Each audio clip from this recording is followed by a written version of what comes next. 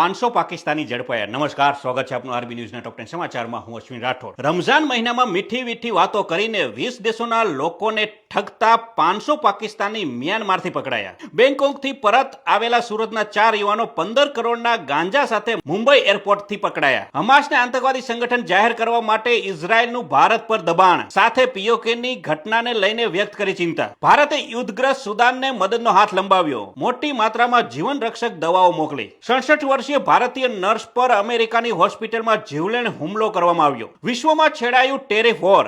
America સામે ચીન, Mexico અને કેનેડાએ વળતા ટેરિફ ઝીક્યા. જાન્યુઆરીમાં ભારતમાં ક્રેડિટ કાર્ડનો ખર્ચ 14% વધીને 1.84 લાખ કરોડ થયો. એક રિપોર્ટ પ્રમાણે ગુજરાતમાં દારૂબંધી હોવા છતાં દર 4 સેકન્ડે એક દારૂની બોટલ પકડાય છે. રાજ્યમાં છેલ્લા 2 વર્ષમાં 265 સિંહ અને 456 દીપડાના મૃત્યુ થયા. સરકારે વિધાનસભામાં આપી માહિતી, જે ચિંતાનો વિષય.